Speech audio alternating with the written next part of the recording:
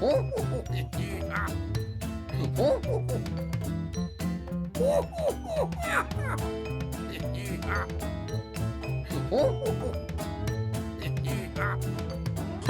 a gnome. I'm not a goblin. I'm a gnome. And you've been gnomed.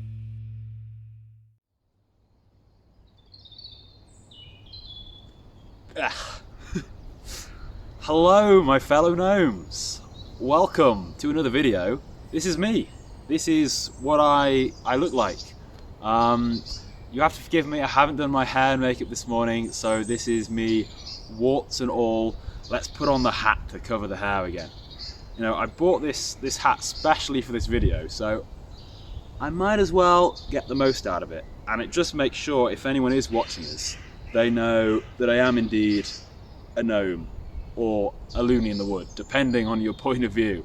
100,000 subscribers. There we are. Let's see if we can get the camera in the fancy reflective thing. Probably not. But, wow. 100,000, eh? Thank you very much to everyone who's subscribed and watched and liked and made all of this possible. This is quite something, isn't it? I think we'll take it. It's very nice. It's funny being on camera. Now, some of you may be wondering why this video has taken so long. Let's hide my beard away. Now, there's a good reason for that, because not only have I hit the 100k subscriber milestone, but recently there's been something that I'm even more proud of, which is that I've had the birth of my first child. So there's a little gnome baby in the house now, which is making things, it's very special, but it's making things tiring and a bit difficult at times. So you'll have to forgive the rather belated schedule, but we're here talking to you guys. Now, there was a few questions that loads of people asked, so we're going to start with them first. And one of the most asked questions is, are you going to do a face reveal? So, yes, hello. Next one is, why gnomes? Why GnomeCode? What's that all about? And that's the obvious question, I suppose. Gnomes actually started off for me, of course my Roblox account predates GnomeCode. So I joined in 2011, I was called Unready Etheldred, bit of a mouthful at the time. Had a few usernames and then I settled on GnomeCode. I joined a group I stumbled upon, one of those clans. It was called the Gnomes of Roblox. I don't believe it still exists anymore, but everyone in it decorated themselves like a gnome with the garden gnome and beard, Roblox hat, and I thought that's really cool. And so I think I was called Code at the time, and then I renamed myself GnomeCode to sort of fit in with like my avatar's style, and then it just stuck. So that's how it led to sitting in the woods wearing a gnome hat doing this video for you guys. That's the story of that. What got me into scripting? I think I've always been interested in making things with computers. There's something very satisfying about giving a set of instructions and then having that carried out, even if, and annoyingly, precisely as you told it. So you can give some instructions and then it breaks, and why did it break? Well, that's your fault. You gave the wrong instructions. And it can be very frustrating at times, but it's very satisfying, I think. And I've been interested in other computer things like animations, but then coding, I think I got started through Scratch, and then I found my way to Roblox. In fact, I think if you're in our Discord, our server administrator, Ulrond, I think he is one of the people that invited me to Roblox in the first place. So you've got him to thank for all of this nonsense. How did I learn scripting and how long did it take? Well, I'd say I'm still learning scripting now. You never fully stop learning. You know, it's like Kung Fu or something, right? The master is always learning. There's no like true You don't just master it and then you know, never have to learn anything new ever again. How long did it take? Well, it probably started off for me when I was about 16, 17. I got properly into coding. I dabbled before then, but they'd been pretty pitiful attempts. If you've seen my videos about my early games, you've probably seen some of the coding I attempted. I didn't even understand loops. It's just a long list of do this, do that, do this, do that, do this, do that, which is not great coding, but I learned from it. So that's why I always say never give people too much of a hard time, because hopefully people get better, and you don't want to bully them so that they never make anything ever again.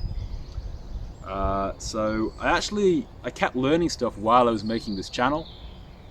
So that was 2016 that I got into it, and then end of 2019 I created this channel, and then it's 2024 now. So, you know, it's been 5 years on this channel, and I can see a big progression through that time, and then another 3 years before that. But really, to actually learn the basics, it doesn't take very long at all. You can learn the syntax of Lua. Someone has a tutorial on that. My first game you can check out. I've got a series, and once you've learned basic, like accessing properties, you know, workspace, part, transparency, things like that, if statements, loops, and then looking at tables and sort of different conditionals, things like that, you only need to learn like 4 or 5 things, events and functions as well, and that's going to give you your basis from which you can make everything. Now sure, if you want to make like a pathfinding AI monster thing, then you're gonna, oh, okay, how can I get the monster to find a path? And then you do a bit of research, and then you find out, oh, there's a pathfinding API, and you go to the Roblox wiki and you go from there. But the basis of your code is always going to be using those fundamental blocks of if statements, loops, and functions. And once you've understand them, you really understand everything that coding is built on. It's all the nitty-bitty stuff that's going to take time, but that's where practice is really going to come in. The more stuff you make, and then you learn little bits as you go, that's how you get good at scripting, I would say. Another highly asked question is, am I going to make more tower defense? Now, I said this many times, and I'll say it again, the tower defense video is very much a standalone thing, right? There's, I think, 22 episodes in that series, and they were very popular videos. I'm impressed and amazed to this day how big that first video has been. I think it's got over 1 million views now. But I don't want to be just the tower defense tutorial content. Because if you're making a tutorial for a game, well, there's always new features you can add to a game. I don't just want the channel to be episode 5232, adding this really niche feature to a tower defense game, right? The point of the series is, hey, I'm taking this and this and this, and we're making a game with it. And then if you're understanding what I'm doing in those videos, you should really be able to take that and then make your own thing and add in all those features that you want. As for my tower defense game that I actually made as part of the series, I might actually revisit that. I'm kind of interested in potentially making that a bit more of a game, but it's one of those things that's on the back burner. It's not high on my priorities for now. What new content is coming in the future, and like, will I make X new series? To all of that I say maybe. If I've learned one thing through all of this YouTube, it is never to announce too much. I think if you announce and then disappoint, that's not a good look. It's better to suddenly announce and then, hey, I've got this thing right here, and surprise people, rather than doing a teaser and then not being able to deliver on it. But if you have an idea for a series, then by all means go to the Discord, go to the suggestions channel, and I will see it, and maybe it will be a future video. The Tower Defense series started off as a suggestion. There's one suggestion there that was made the other week, Well, it's been made several times. It was made most recently the other week, and I'm actually in the process of making that right now. Hopefully that'll be coming out in the next week or so even. So that's something to look forward to. And yes, of course, and this is another question, what about Doors? Doors is coming back. It's been on a very long hiatus, but I promise we will get that finished. But like all things, it takes time. If you've waited for this video to come out, then thank you for your patience, but I'm going to ask for a little bit more patience. I'm slow, I know, but I don't do the YouTube as my sole activity, right? I'm not sure I'd ever want to be making YouTube videos like one a day, sort of as a full-time thing. I like to dip in and out a little bit, I suppose, with the game development and the YouTube. And this kind of leads on to the next question, really, which is, if I wasn't doing this, what would I be doing? That's an interesting one. So I think I probably want to be working with computers. That's an interest and a skill set I have. It depends what you're classing as what I'm currently doing. I wear many hats, I suppose. But if I wasn't doing anything on Roblox or YouTube, I might be doing web development. I was actually doing a bit of freelance web development before I started the channel, so I might be doing that. But if I wasn't doing anything with computers, I would like to think that maybe I'd be doing something out here, right? I like getting outdoors.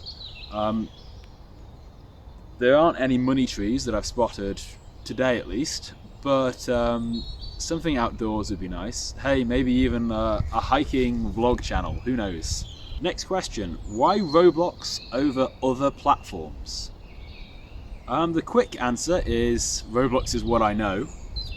I joined, as I said, in 2011 as a kid, just playing the games, and then I've kind of grown with the platform over time. When I joined, you know, there was the front page, as people called it, and the top game would have, you know, maybe a couple hundred or 1,000 people in it, and if you were able to get a couple of mates on your game, you could get to like the second, third, 10th page of the top page, right? It used to be more like a static thing, rather than now it's all algorithm based. So Roblox is what I know. However, if I was starting from scratch, why Roblox versus Unity or something? I'm just waving to a guy going by, right? Well, I think Roblox gets a bad time of it sometimes, because the thing is, people talk about the percentages of Roblox, and oh, you only get, I think it's about 24%, something like that is your cut.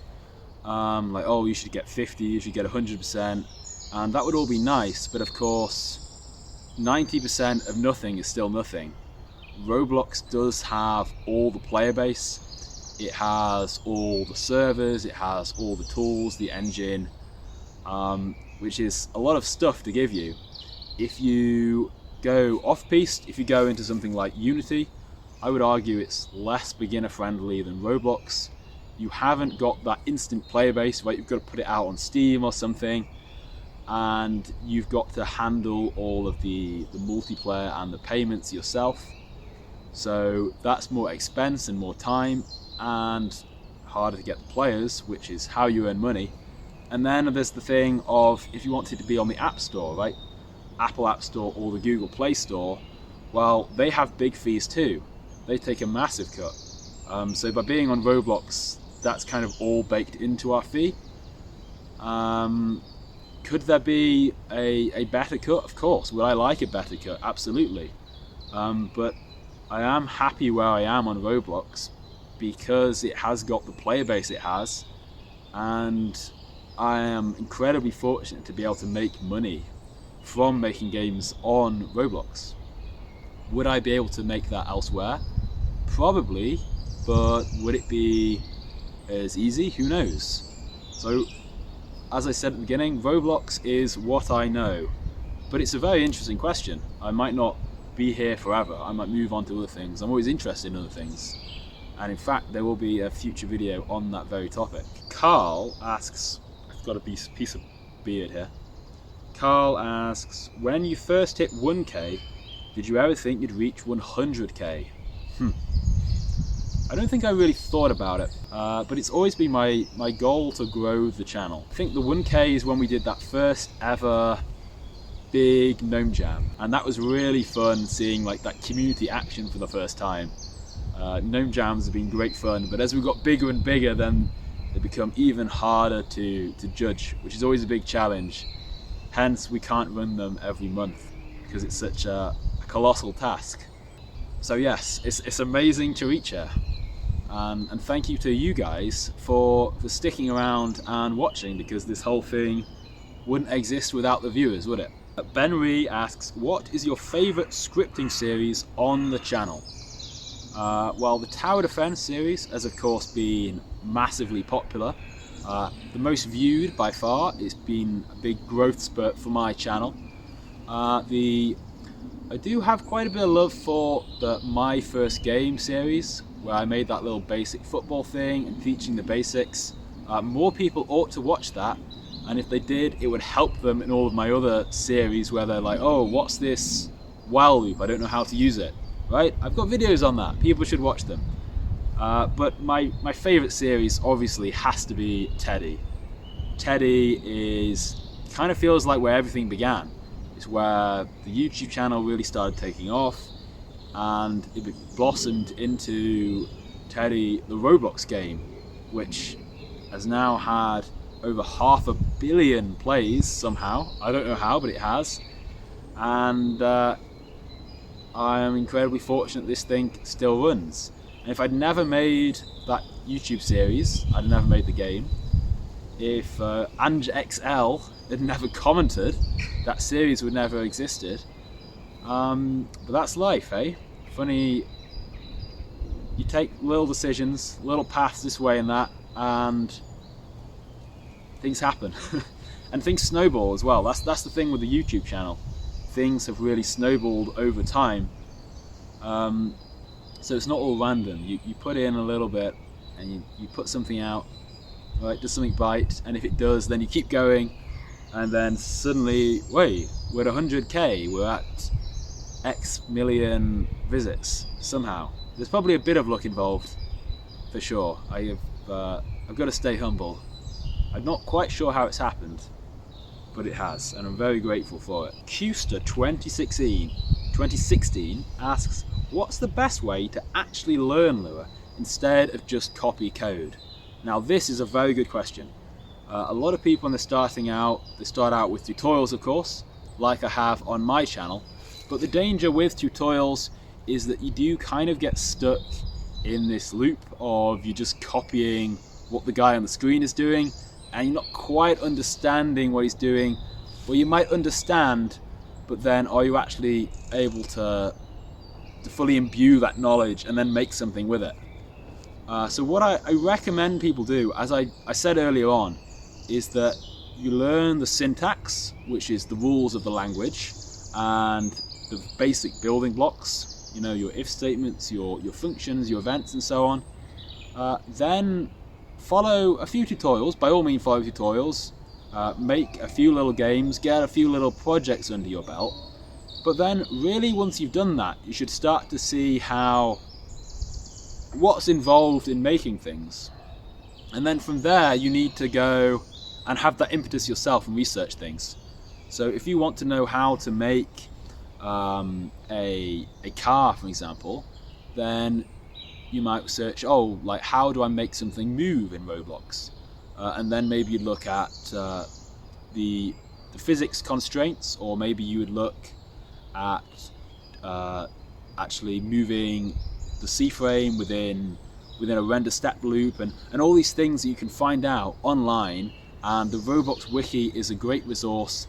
It's got all of the API on there, it's got code samples, and so you do a little bit of research, you find something, you can take a piece of that code and then you try and integrate that into your project, and then once you've done that, then by the time you do the next project, then you've done that little step up, and it's those little steps up that are going to help you. but you've got to be able to have the impetus to do it on your own. If you're living entirely through tutorials, then you're going to struggle because you're never going to quite learn it because you're always listening rather than doing. I think learning by doing helps a lot. Chris P asks, how long do you plan to continue your career? I think this question must have been asked when a few weeks ago all those YouTubers were sort of saying, hey, I'm retiring now, this has been great, but I'm having a break. How long do I plan to continue my career? Well, I'm not dropping out just yet, and I need this. This is my livelihood, so it's not like, you know, for those guys who've got millions and millions of subs and frankly they've made millions of bucks, they're kind of just doing it for fun at this point. I'm doing it for fun, but also I need this to live. I've got a mortgage to pay, so I'm not going to be going anywhere just yet, that's for sure. Ori's Bat asks, what's it like juggling your life and your YouTube channel? Well, maybe I don't do it very well. Maybe that's the answer to that question. Because I don't do out as many YouTube videos as I perhaps could. I'd always like to do more YouTube videos. And there's going to be more coming soon, I can say that. But with the baby here, obviously it changes the dynamic a little bit. Maybe there'll be screaming babies in the background. They'll be going, and then we just could type in this, and behind me. So that might be interesting. We'll see how that works. Irish Legos says, how do you stay motivated constantly working on projects in studio? I think it's very easy to give yourself something that's too difficult or too wide in scope, shall we say. So let's say you want to make an RPG, right? That's really vast in scale. You need a huge map, you need characters, you need lore, you need quest lines, you need items, you need weapons, you need all these stats for those items, you need maybe crafting, an inventory system, right? Loads of mechanics, and then frankly just loads of stuff. And for one person to make that can easily take them years, potentially. So if you're just saying, oh, that's like my project, and especially if you hadn't made a game before, then that's just going to crush you. You're not probably going to see that project to fruition. So number one, staying motivated is having like a reasonable scope in terms of what you want to make. And then two, I'd say for me, is often if I'm accountable in some way, either I'm doing it like professionally, either freelancing for someone else, or you know, it's my game that I'm making money off, or I'm doing it as part of the YouTube series or a tutorial or something, then it's like, well, I have got to get that video out eventually. But ultimately, I think it's okay to lose a bit of motivation, right? The sort of the Sigma male grind set of, yeah, I'm just gonna like hustle and keep working and stay motivated and work on this like 10 hours a day. You can do that for a while, but I think ultimately you've got to have a bit of a break. Maybe get out in nature. Does that answer the question? I'm not sure. Mr. Cobbler asks, what's my favourite programming language apart from Lua, of course? Well, I obviously am a big fan of Lua. Not just because it's what Roblox uses, but I really like and admire the simplicity of it. It has very few keywords. It's not too heavy on sort of brackets and colons and things like that, which is maybe a detriment sometimes because you end up with a bunch of ends, which can be annoying.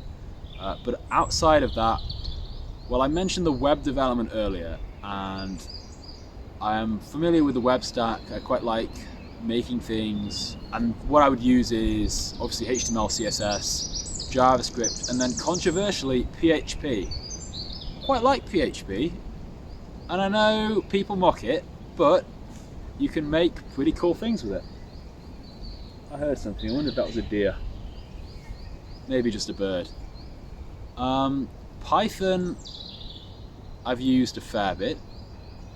It's okay. I feel like Lua's better than Python. But ultimately, I mean, all this like programming language stuff is, you know, it's just, it's a nothing. It's a nothing, right? If you can make something in a programming language and you enjoy making it in that language, then make that thing, right? Don't care for whether it's like the officially recognized, most optimized, efficient language. You know, if you like making the thing and it's working for you, then make the thing, really. And I don't want to enter into that too much. Numerous asks, do you make YouTube videos or Roblox games as a living? And the answer, of course, is both. Yes and yes. Obviously, there's the YouTube channel that you guys know about, and you know about some of my big projects like Teddy and then all the little stuff I've made within the channel. But I do make other things as well that don't get featured publicly. I do a bit of work for other people sometimes on their games, so that's a little bit of money. And then also I've been working on a pretty big project for like the last 9 months or so that I haven't talked about at all, and it's going to be a future video. So there's a tease. Now it's not in Roblox. It's not a sponsorship, so don't worry, it's not like the sandbox or anything. It's on a new platform, me trying something out. The game's out now and it's doing pretty well, but I'm gonna make a whole video on that, so you'll have to wait. Tequila Great 2, how's life outside the internet going? Well. Jam Norman, how's Gnome Wife? She's doing well, yeah. Le Gnome Chef, do you have any kids? Black hair guy thing, do you have a family? All good questions, like I answered at the beginning. Of course, the answer to that is yes now. I do have a little gnome child or gnome baby. Maybe she'll make an appearance, potentially one day. I don't know. But everything's going well. It's going really well, thank you. How are you guys doing? Enough about me, how are you guys doing? Yeah, let me know in the comments how you guys are doing. I wish you all well, and much love to you all. Chris P asks, has anyone ever recognized your voice? The answer to that is no. I don't think I'm anywhere near big enough, and I don't walk around like the supermarket going, hello my fellow gnomes, here's a tin of baked beans. Right, there's kind of like a broadcasting voice and an everyday voice. But maybe people will recognize my beautiful face now, potentially. If you see me about, then by all means say hello. It would be cool to meet some of you. So maybe that'll be something that happens. Zephyrus asks, how do you get started on Roblox developing? Like, how does your game blow up without any advertisements or sponsorships? That's a good question. I would say that worrying about advertisements, especially on Roblox, is kind of a dead end. You can get players that way, but it's not the most effective, and you need a lot of Robux to actually get any real player base, and it's very hard to make profit, at least in my experience. Maybe other people who had different experiences, let me know down in the comments, but certainly with all the advertisements I've run, I've never actually returned a profit on sales I've got back. In terms of, like, say I put out like 50,000 Robux of ads, you know, I maybe make back like 20,000 Robux. So I don't find it that great. Now, free stuff like this YouTube channel, getting other YouTubers, other people to play your game, you can put this stuff out for free, and then you can get huge numbers. Like with Teddy, maybe it was partly luck, maybe, I mean, it was the timing. Obviously there was interest in a lot of those piggy games at the time, a lot of various horror stuff floating about, and I had a sort of friend, IULITM, if you know him. He did a lot of Five Nights at Freddy's type stuff. I'd worked with him before on Freggy, and he put out a video of some of the Teddy jump scares and deaths, and he's got like millions of subscribers. So then that was a little spike, and then a few other YouTubers covered it, and then the more that covered it, then it scaled. So I didn't have to like contact like Flamingo and people. I think he just saw that other people had played it, and so then it was like just a snowball effect of more and more YouTubers playing it, and I didn't have to pay them a penny. And I haven't advertised Teddy on Roblox in like 2 years. At this point, the game just has an organic player base, and occasionally someone will put out a video, even to this day, and there'll be a little spike. So definitely, this kind of thing is the way to go. I think don't waste your time on advertisements and sponsorships too much. I think it's good to get a little start, right? If you've got 0 players right now and you have a bit of money you're prepared to put down, then absolutely, that might get you your first like 10, 100 concurrent players in the game, and then you might learn, oh, actually people are leaving too early, or they're not playing the game quite how I expected them to, and then you can tailor your game a little bit more and make it even better, so then when you get more players, you're going to stay for longer and your game's going to be more successful. Bonsai Buddy 635 says, any tips on how to develop a game alone? I'm a big fan of making games alone, because I've made all of my games on my own. I think that almost making a studio, especially if you're not too experienced, can be a dead end in of itself. I think that can be a mistake to like rush and get a team, because then you actually have to manage that team, right? It's like, oh, the builder, is the builder made the map yet? Oh, I need to communicate with the builder, make sure he's making it how I want. If you make the game all yourself, although you've got less hands, right? You're going to take longer. You can keep it all in your head. You don't have to communicate everything that you want to do. You don't have to have back and forths, and you're not then sat waiting for someone to finish their bit so that you can do your bit.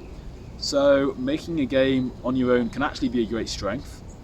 But like I said earlier, you've got to be realistic in terms of the scope of what you can make, right? A big RPG is easier to make if you're a big studio, right? There's a reason solo devs don't tend to make that kind of thing. Try and make more like mini games or round-based stuff, right? Where you can make a fairly simple loop and a few mechanics, and then add to that. And you can definitely make a game on your own. Five Nights at Freddy's comes to mind, one of the biggest indie games of recent times, just made by Scott Cawthon on his own, right? He didn't need a big team. And if you look at how many games he was making, he was a machine, right? He made like 5 other games that year. And, you know, did he have like huge hits for each of those games? No, he just kept churning them out. And I think there's something to that.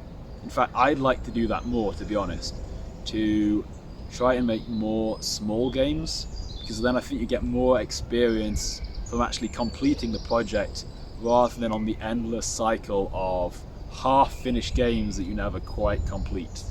Hash4202 asks, what would you say to a younger dev version of yourself that was just starting out? Well, I think some of all the stuff that we've talked about on this video, of course, I think it's worth remembering that making games is supposed to be fun, and it can be a real grind sometimes, and it can be really frustrating when something's not working, and maybe it's okay to take a break sometimes, try and do something else, walk away, and if you take that night's rest or that day off, you know, obviously acknowledging that people have deadlines and such, but if you come back to it, you can actually find that you're fresher. Second piece of advice would probably be that it's okay to ask for help. Don't be shy about asking for help or asking for others' opinions. You don't have to take other people's opinions, of course, but you can listen to them and maybe think, oh yeah, from that different perspective, maybe I should take my game a bit more in that direction. And then the final piece of advice would be,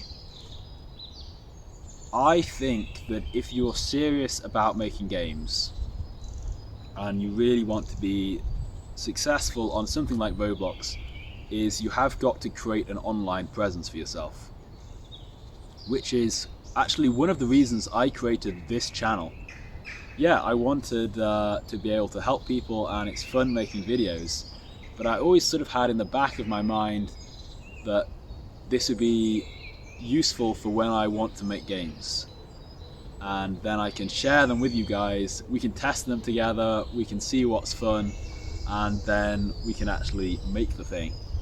Part of the inspiration for starting the YouTube channel was this is a bit of an obscure reference, but there was a Scottish web developer, I was into that at the time, web development. You can find him, called David Connolly.